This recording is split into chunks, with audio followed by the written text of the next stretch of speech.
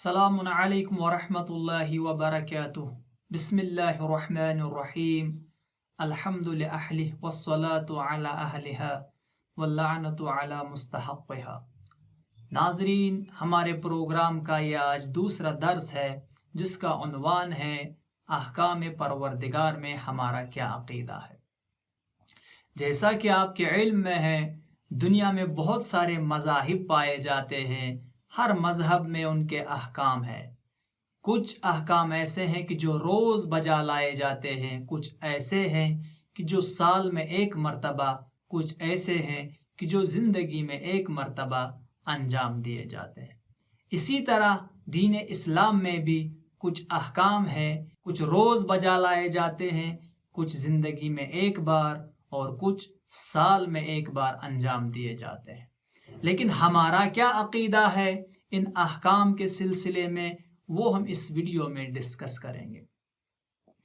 تو پہلی بات یہ ہے کہ اللہ تعالیٰ نے کسی عمل کو واجب قرار کیوں دیا، کسی کو حرام کیوں قرار دیا، کوئی مستحب عمل کیوں ہے اور کوئی مکروہ و مباح کیوں ہے۔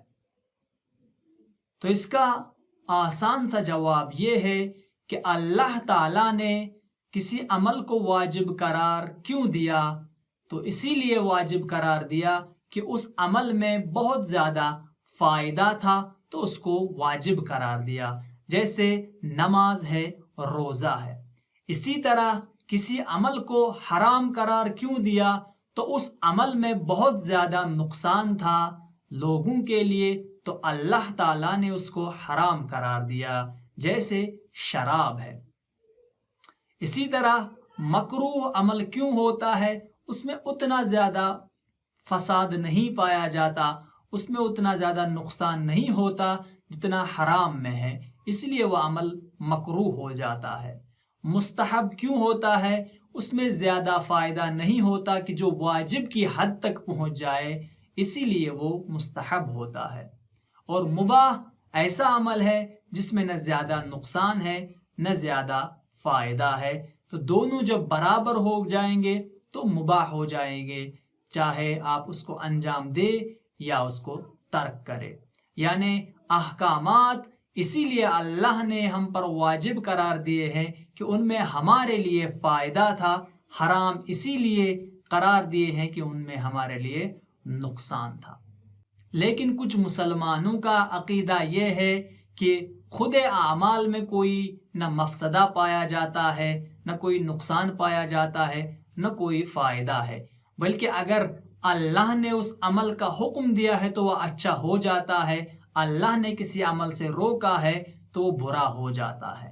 یعنی نعوذ باللہ، اگر اللہ شراب پینے کا حکم دے تو وہ اچھا ہو جائے گا، نماز سے روک لے تو وہ بری ہو جائے گی، نعوذ باللہ۔ جبکہ ایسا نہیں ہے، جس چیز کو اللہ نے واجب قرار دیا ہے وہ اچھی چیز تھی تب اس نے حکم دیا، اور جس چیز سے روکا ہے پہلے وہ چیز خراب تھی تو ہمیں اس سے روکا ہے۔ دوسری بات یہ کہ جو اللہ تعالیٰ نے احکام ہم پر واجب کیے ہیں یا جن احکام کو ہم پر حرام قرار دیا ہے، اس کا فائدہ کس کو ہے؟ کہ اللہ تعالیٰ کو ہمارے اعمال کی ضرورت تھی تو ہم پر واجب قرار دیا ہے؟ تو اس کا جواب ہے نہیں۔ اللہ تعالیٰ کو نہ ہماری نماز کا کوئی فائدہ پہنچتا ہے، نہ ہمارے روزے کا کوئی فائدہ پہنچتا ہے، کسی بھی عمل کا اللہ تعالیٰ کو فائدہ نہیں پہنچتا،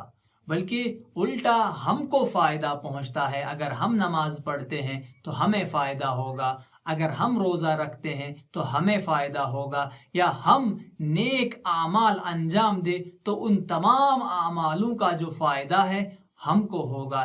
اسی طرح اگر ہم برے کاموں کو ترک کرتے ہیں، ان کو انجام نہیں دیتے ہیں، تو اس کا بھی فائدہ ہم کو ہوتا ہے۔ اللہ تعالیٰ بے نیاز ہے، جیسا کہ خود وہ قرآن کریم میں ارشاد فرماتا ہے، بسم اللہ الرحمن الرحیم، قل هو اللہ احد اللہ الصمد۔ اے رسول کہہ دیجئے کہ وہ اللہ ایک ہے اور وہ بے نیاز ہے۔ بے نیاز کا مطلب یہی ہے کہ اللہ کو کسی بھی چیز کی ضرورت نہیں ہے، نہ ہمارے اعمال کی، نہ ہمارے افعال کی، کسی بھی عمل کی ضرورت نہیں ہے پروردگار عالم کو، وہ بے نیاز ہے، بلکہ ہمیں ان اعمال کی ضرورت تھی تاکہ ہم زندگی کے بلند مقام اور بلند درجات کو حاصل کر سکیں۔ تو خلاصہ درس یہ ہوا کہ اللہ نے احکامات کو کیوں واجب قرار دیا؟